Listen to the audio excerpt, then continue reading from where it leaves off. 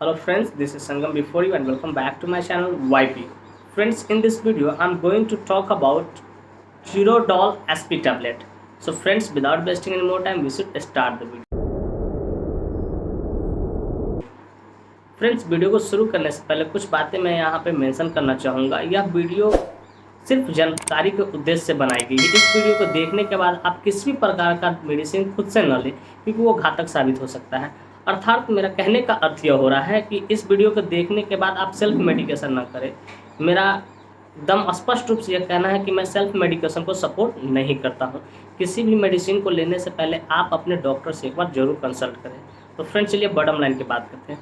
Friends, जैसा कि हम सभी जानते हैं, जीरोडॉल एसपी टैबलेट बहुत ही लोकप्रिय है। ये डॉक्टरों द्वारा पसंद किया जाना बहुत हेवी ब्रांड है। तो फ्रेंड्स, चलिए अब जरा इसके बारे में बात करते हैं कि कौन सी कंपनी इसको मैन्युफैक्चर करती है, क्या क्या इसके अंदर मॉलिक्यूल्स होते हैं, क्या इसका वर्क होते हैं, क्या इसके यूसेज होते हैं, क्या इसके प्राइसेज होते हैं, इसके बारे में हम लोग बात करते हैं और क्या इसके साइड इफेक्ट होते हैं। तो फ्रेंड्स, सबसे पहले हम लोग बात करते हैं जीरोडॉल एसपी टैबलेट की कि कौन सी कंपनी इसको मैन्युफैक्चर करती है। तो हमारे इंडिया में एक इप्का कंपनी है जो कि बहुत ही पॉपुलर है। वो मुंबई में, महाराष्ट्र में इसकी मेन ब्रांच महाराष्ट्र में है। तो इस मेडिसिन को, मतलब जीरोडॉल एसपी मेडिसिन को इप्का कंपनी द्वारा मैन्युफैक्चर्ड किया जाता है। इप्का फार्मास्यूटिकल इंडस्ट्री द्वारा मैन्युफैक्चर्ड किया जाता है। तो एक बात आपको क्लियर समझ में आए कि जीरोडॉल एसपी टैबलेट को इप्का फार्मास्यूटिकल इंडस्ट्री द्वारा मैन्युफैक्चर्ड किया जाता है। इसके एक स्ट्रिप में लगभग 10 टैबलेट्स होते हैं। इसके एक जो पत्ता आता है, जिसको हम लोग अंग्रेजी में स्ट्रिप बोलते हैं, उसमें 10 टैबलेट्स होते हैं और इसकी कीमत लगभग 86 से लेकर 90 रुपये के आसपास में आपको मार्केट में मिल जाएगी। मैं एग्जैक्ट तो नहीं बता रहा हूँ, लेकिन आप अपना देख लेना। फ्रेंड, चलिए अब हम लोग बात करते हैं इसके मोलिक्यूल्स के बारे में। इसमें कौन कौन से मोलिक्यूल्स होते हैं। तो फ्रेंड्स, बेसिकली इसके अंदर तीन मोलिक्यूल्स होते हैं। पहला मोलिक्यूल्स है एसिक्लोफिनैक। एसिक्लोफिनैमिक भी लोग उसको बोलते हैं, ठीक है। एसिक्लोफिनैक 100 mg, 100 mg एसिक्लोफिनैक, 100 mg। दूसरा मोलिक्यूल्स है इसका पैरासीटामोल 325 mg, 325 mg रहता है उसमें। और उसके बाद सेराटीपेप्टिडोज नंबर 3, सेराटीपेप्टिडोज 15 mg रहते हैं, 15 mg रहते हैं। अब जरा समझते हैं कि तीनों का काम क्या होता है, कैसे ये काम करता है, क्या इसके तीन अगर मोलिक्यूल्स हैं इसके अंदर, तीनों का वर्क क्या होता है, ताकि आप सहजता से समझ जाओ एक ही बार में इस मेडिसिन का इस्तेमाल कहाँ करते हैं। तो फ्रेंड, चलिए पहला है मेरा एसिक्लोफिनैक। एसिक्लोफिनैक कहने का अर्थ होता है ये पेन से राहत पाने के लिए, दर्द से राहत पाने के लिए, वो किसी प्रकार का पेन हो सकता है। वो पेन आपको मसल स्प्रेन का हो सकता है, मसल स्ट्रेच का हो सकता है, थोड़ा बहुत ज्वाइंट पेन का भी हो सकता है। तो पेन रिलीविंग या पेन किलर। तो एसिक्लोफिनैक क्या काम करता है, पेन से राहत देने के लिए, दर्द को मारने के लिए इसमें काम होता है। दूसरा बात है पैरासीटामोल।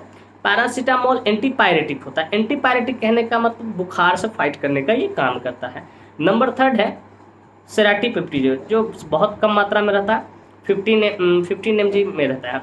सेराटीपेप्टिडोज का क्या काम है कि जब आपको चोट लगने के बाद या कुछ होने के बाद मसल स्ट्रेचिंग को, वहाँ पे जब फूल जाता है, स्वेलिंग हो जाती है, सूजन हो जाती है, इन्फ्लामेशन जो होता है उसको कम करने का काम करता है। हालांकि सेराटीपेप्टिडोज एक तरह का एंजाइम होता है जो स्वेलिंग को कम करने का काम करता है। तो इन शॉर्ट में अगर मैं कहूँ इन सारी बातों को कंक्लूजन के तौर पे, तो इस मेडिसिन का इस्तेमाल आप समझिएगा वो कहाँ करते हैं।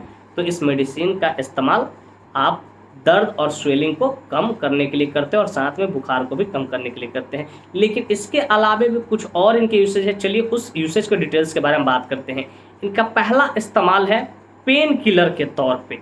पेन किलर किस तरह का पेन किलर, मसल स्ट्रेच और मसल स्प्रेन, कि अगर किसी व्यक्ति का मसल स्ट्रेच हो गया है तो उसके लिए भी इस टैबलेट का इस्तेमाल करते हैं, या मसल स्प्रेन मुड़ा गया है उसके लिए भी इस टैबलेट का हम लोग इस्तेमाल करते हैं।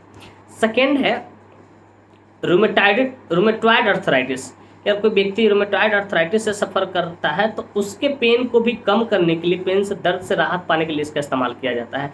लेकिन इसमें ये रूमेटॉइड अर्थराइटिस को ठीक नहीं करता, बेसिकली उसको पेन को कम करता है, स्वेलिंग को कम करता है, लेकिन उसके रूमेटॉइड अर्थराइटिस को ये ठीक मेडिसिन नहीं करता। उसके अलग दवा चलते हैं, जैसे एटिकॉक्सिन 90 हो गए, इटोरिकॉक्सिब, ये सब ज्वाइंट पेन में चलते हैं, ठीक है। ऐसे यूरिक एसिड का होता है वो सब मैं अलग वीडियो बना दूंगा, आप उस पर वीडियो देख लीजिए ज्वाइंट पेन में, ठीक है।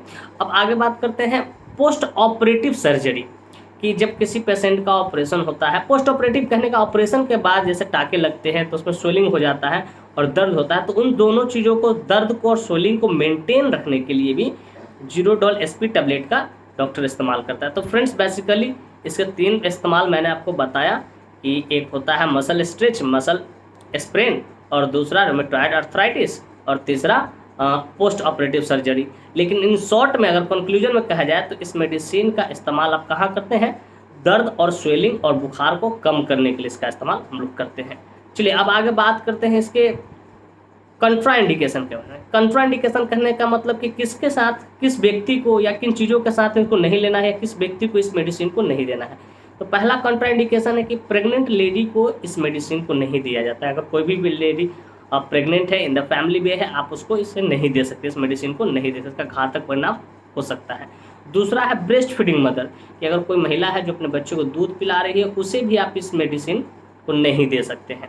नंबर 3 है कि इस मेडिसिन को लेने के बाद आप ड्राइविंग ना करें, ठीक है, और इस मेडिसिन को लेने के बाद आप अल्कोहल का भी सेवन न करें, उसके साथ भी ये घातक साबित हो सकता है। तो फ्रेंड्स इसके कुछ 4 कंट्राइंडिकेशन मैंने बताया, इसको आप ध्यान में रखिएगा, ठीक है। अब आगे जरा बात करते हैं इसका साइड इफेक्ट के बारे में, क्या क्या साइड इफेक्ट हो सकते हैं। तो जनरली इसके पहला साइड इफेक्ट होते हैं नोजिया एंड वोमिटिंग, कि जी मिचलाएगा, उल्टी करने का दिल करेगा। दूसरा होता है गैस्ट्रिक इरिटेशन। गैस्ट्रिक इरिटेशन कहने का मतलब कि पेट में आपके कई तरह का गैस बनना शुरू हो जाएगा, उससे बहुत सारी परेशानी हो सकती है, जैसे इनडाइजेशन, भोजन नहीं पचेगा। स्टोमक अपसेट, आपका स्टोमक अपसेट हो जाएगा, फिर आपको डायरिया हो सकते हैं, दस्त हो सकती है, ये सारी चीज़ें इनके साइड इफेक्ट में आता है। तो फ्रेंड्स मैं उम्मीद करता हूँ कि इसके साइड इफेक्ट्स भी आपको अच्छे से समझ में आएगा। फ्रेंड्स मैं उम्मीद करता हूँ कि वीडियो आपको काफ़ी अच्छा लगा होगा, इन्फॉर्मेटिव होगा। तो friends if you find this video interesting, hit the like button, subscribe my channel, don't forget to share it. Thank you for watching this video.